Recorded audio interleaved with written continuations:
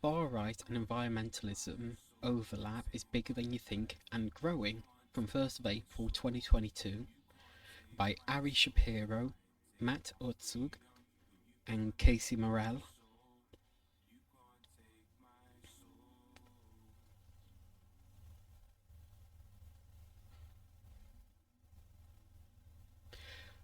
The modern environmental movement and the far-right movement might appear to be on opposing sides of the political ideology spectrum, but overlap does exist and researchers say it's growing. At first glance, the modern environmental movement and the far-right movement, including anti-immigrant and white supremacist groups, might appear to be on opposing sides of the political ideology spectrum, but overlap does exist. Researchers say this intersection between the far right and environmentalism is bigger than many people realise, and it's growing. As climate change kind of turns up the heat, there's going to be all sorts of new kinds of political contestations around these issues, Alex Armand said. Armand used to track hate groups at the Southern Poverty Law Centre.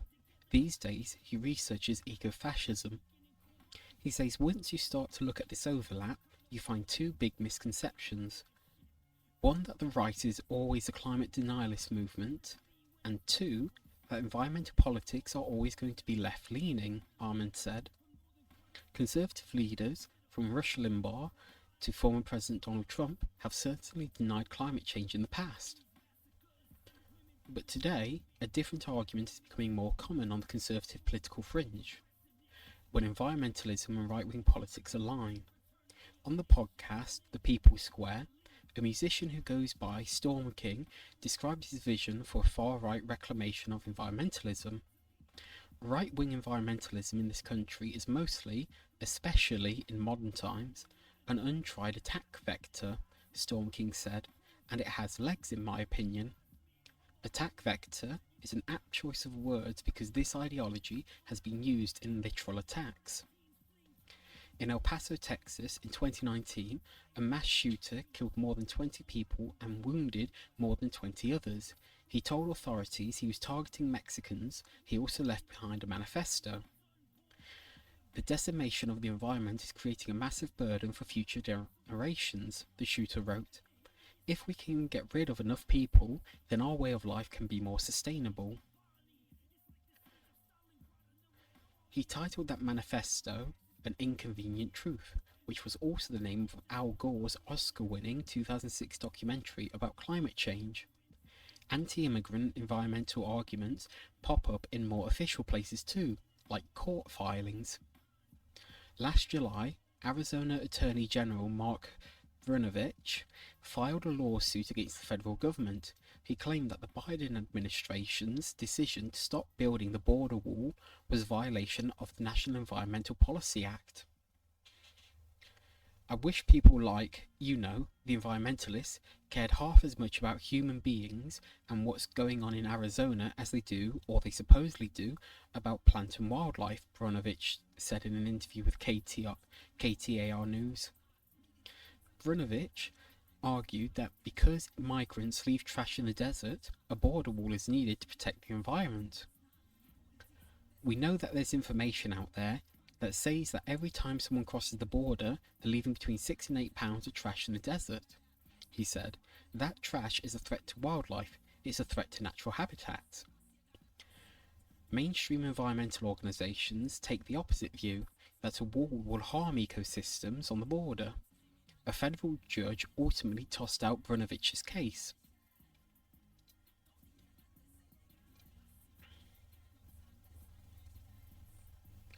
Environmental politics are not always left-leaning. This strain of anti-immigrant environmentalism may be growing today, but it isn't new. And that brings up another misconception, that environmental politics are always left-leaning.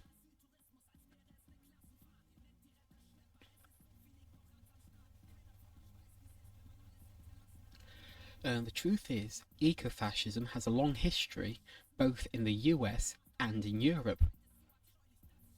Blair Taylor is a researcher at the Institute for Social Ecology. He said even the Nazis saw themselves as environmentalists. The idea that natural purity translates into racial or national purity, that was one that was very central to the Nazis' environmental discourse of blood and soil, Taylor said.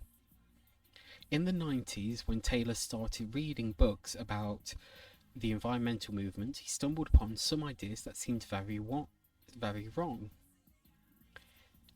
There is this earlier very nativist, exclusionary and racist history of environmental thought, Taylor said. It was very much based on the idea of nature as a violent, competitive and ultimately very hierarchical domain where, white Europeans were at the top. So that's been rediscovered, I think, by the alt-right. Taylor was kind of horrified to learn that in some ways the word ecology was even coined by a German scientist, Ernst Haeckel, who also contributed to the Nazis' ideas about a hierarchy of races. This history applies to the United States too. The history of the environmental movement is coloured by white supremacy. Dorceta Taylor is a professor at Yale University and author of The Rise of the American Conservation Movement, Power, Privilege and Environmental Protection. Taylor's research helped reveal parts of American environmental history that had not been widely known. We see a taking of Native American lands to turn into park spaces that are described as empty, untouched by human hands, pristine to be protected, Taylor said. Environmental leaders are very, very at fault for setting up this narrative around, untouched spaces. And to preserve them, native people must be removed, lands taken from them, and put under federal or state protection. So this is where the language of preservation really crosses over into this narrative of exclusion.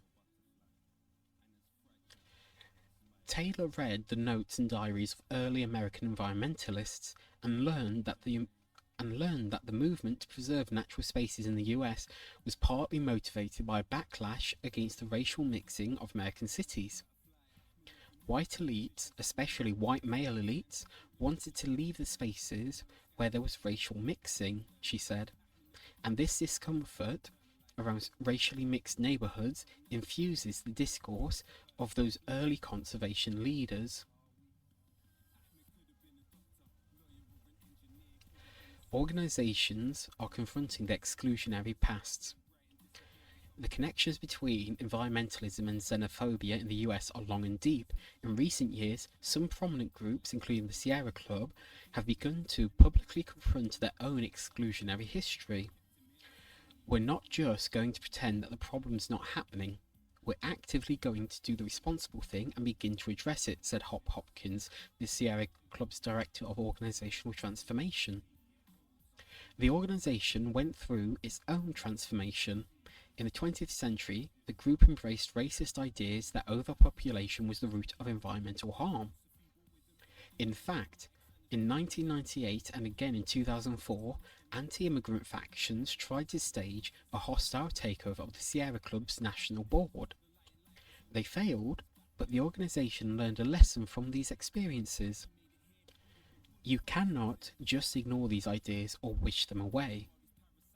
We need to be educating our base about these dystopian ideas and the scapegoating that's being put upon Black, Indigenous and people of colour and working class communities, such that they're able to identify these messages that may sound like they're environmental, but we need to be able to discern that they're actually very racist, Hopkins said. It's common to come across people who say they believe in the environmental movement and the racial justice movement, but don't believe the movements have anything to do with each other. That disbelief is why Hopkins said he does the work he does. That work goes beyond identifying the racism and bigotry in the environmental movement. It also means articulating a vision that can compete with eco-fascism. Because as climate change increases, more people will go looking for some narrative to address their fears of collapse, says Professor Emerita Betsy Hartman of Hampshire College. If you have this apocalyptic doomsday view of climate change, the far right can use that doomsday view to its own strategic advantage, Hartman said. In that way, the threat of ecofascism has something in common with climate change itself. The problem is visible now, and there's time to address it, but the longer people wait, the harder it's going to be.